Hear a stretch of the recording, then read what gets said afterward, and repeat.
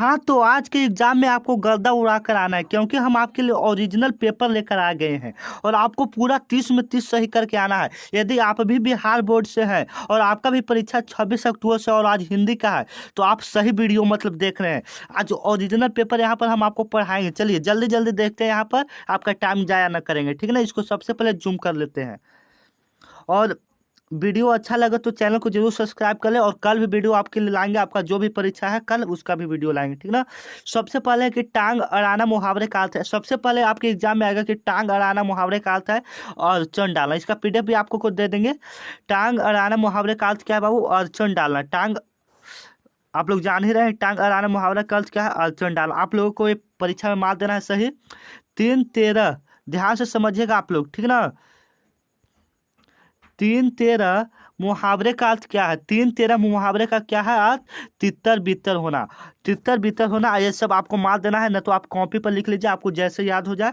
जो व्याख्या करता है के लिए एक शब्द है, जो व्याख्या करता है उसके लिए एक शब्द है व्याख्यात। जो व्याख्या करता है उसके लिए एक शब्द है बाबू व्याख्यात, ठीक ना। विश्वास के योग के लिए एक शब्द है विश्वसनीय। विश्वास के योग के लिए एक शब्द है बाबू विश्वसनीय। ज़्यादा टाइम नहीं गवाएंगे आप लोगों को और पढ़ाते जाते हैं। जल्दी जल्दी हम आपको यहाँ पर खत्म कर देंगे, 5 मिनट का लगभग वीडियो होगा, ठीक ना। उदास शब्द का विलोम है। उदास शब्द का विलोम है बाबू उदस्त। उदास शब्द का विलोम क्या है? सभी ये प्रश्न जो आपको हम बता रहे हैं एकदम सेम टू सेम यही आएगा, ठीक ना। एकत्र शब्द का विलोम है। एकत्र शब्द का विलोम है विकल विकिल। एकत्र शब्द का विलोम क्या है बाबू? विकिल, ठीक ना। आगे चलते हैं।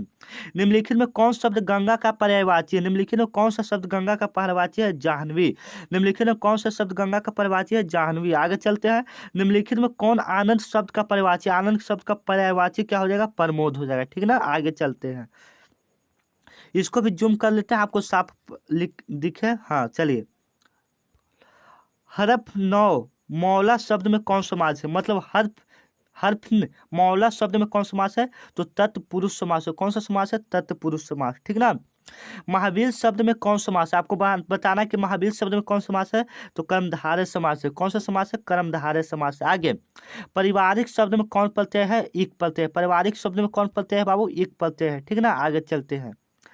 ईर्ष्यालु शब्द में कौन प्रत्यय है? ईर्ष्यालु शब्द में तो आलू, इसमें बाबू प्रत्यय है, मतलब जो पीछे लगता है उसको हम लोग प्रत्यय बोलते हैं, ठीक है। आगे चलते हैं। आशा करते हैं क्वेश्चन आपको काफ़ी अच्छा लगा होगा और अगले वीडियो में आपको हम जो भी कल एग्जाम होगा उसका भी बता देंगे, ठीक ना। अभिभावक शब्द में कौन उपसर्ग है? अभिभावक शब्द में कौन उपसर्ग है?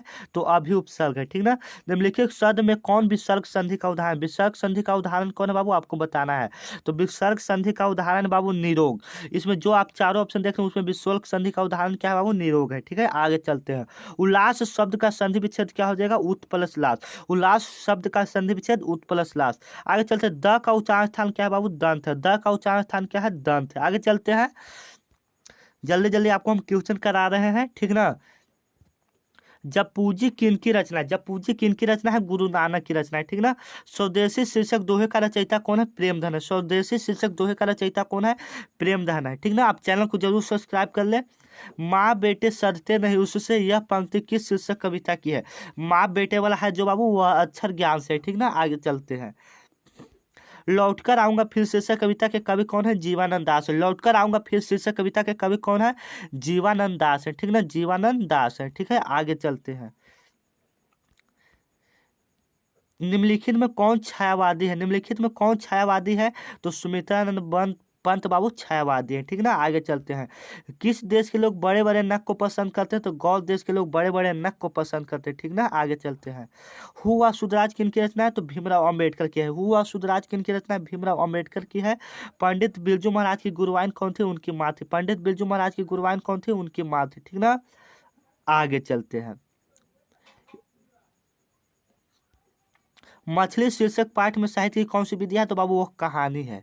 आप लोग टिक मार कर आइएगा। ये सब शिक्षा और संस्कृति शीर्षक पाठ के लेखक कौन है? महात्मा गांधी है, ठीक है। बहादुर कहाँ से भाग कर आया था? नेपाल से भाग कर आया था, ठीक ना। महर्षि व्यास और ध्यान से समझिएगा, महर्षि व्यास और महर्षि वाल्मीकि किस भाषा के कवि है? तो संस्कृत भाषा के कवि, ठीक ना। आगे चलते हैं। लास्ट 2 प्रश्न है, इसको भी आपको देख लीजिए। धरती विश्वास कहानी के केंद्र में कौन सी समस्या है? तो बाढ़ की समस्या है। धरती कब तक घूमेगी शीर्षक पाठ में नायिका कौन है बाबू? तो सीता है, ठीक ना। तो मिलेंगे कल के वीडियो में। आशा करते हैं कि आपको वीडियो काफी अच्छा लगा। कल के वीडियो को आप चैनल को जरूर सब्सक्राइब करके रखें और इसका फ्री पीडीएफ भी आप लोगों को